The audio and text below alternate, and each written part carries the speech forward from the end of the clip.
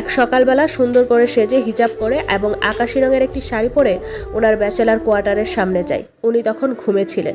ওনার পাশের একজন রুমমেটকে বলি ওনাকে ডেকে দিতে, বলবেন একটা মেয়ে ডাকছে। উনি ট্রাউজার এবং একটি টি শার্ট গায়ে দিয়ে আসে। আমাকে দেখে অবাক হয়ে যায়, কারণ উনি কল্পনাও করেনি যে আমি আসবো। আমি বলি, ফ্রি আছেন? আজকে বিয়ে করতে চাইছি, যদি রাজি থাকেন। উনি খুশিতে কি বলবেন ভেবে পাচ্ছে না, শুধু বলছে এভাবে কিভাবে পসিবল, কোনো প্রিপারেশন ছাড়া। আমি বললাম তাহলে চলি। উনি বললেন না দাঁড়ান 5 মিনিট। সে আবার গিয়ে রেডি হয়ে আসে এবং তার ট্যাক্সিতে করে অন্য একটি শহরে যাচ্ছি। ওখানে মসজিদ আছে এবং মৌলভী আছে। আজকে ইসলামিক মতে বিয়ে করব এবং কয়েকদিন পর কোর্ট ম্যারেজ করব। উনি গাড়িতে বসে ওনার মা এবং পরিবারের কয়েকজনকে বললেন। আমি আমার মাকে আগেই বলে রেখেছি। উনি কি করবেন না করবেন দিশা পাচ্ছিলেন না।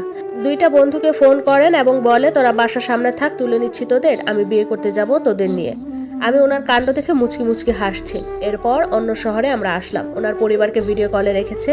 আমার মা বোনদের আমি ভিডিও কলে রেখে ওনার 2টা বন্ধু ছিলেন সাথে। মৌলভী আমাদের বিয়ে পড়ালেন। উনি আমাকে বললেন, হুটহাট করে এমন করলেন, বাসা ভাড়া নেওয়া কেমনি কি করব আজকের মধ্যে, আপনাকে কিছু উপহারও দিতে পারলাম না।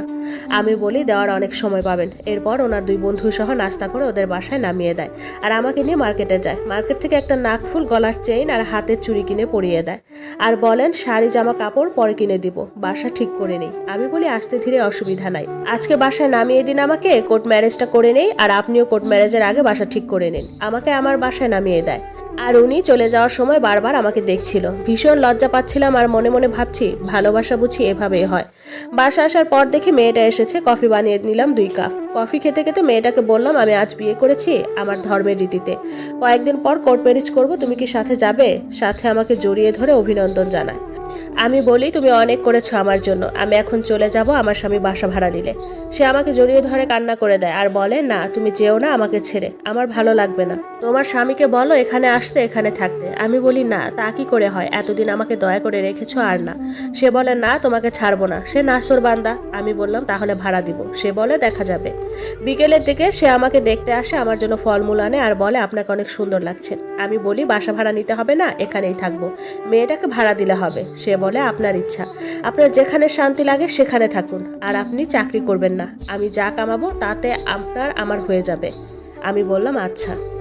কয়েকদিন পর কোর্টে গিয়ে কোর্ট ম্যারেজ হয় এবং আমরা সংসার শুরু করি। বছর ঘুরতে আমার কোল আলো করে আমার একটি কন্যা সন্তান হয়। আমার উনি আমাকে চোখে হারাতেন।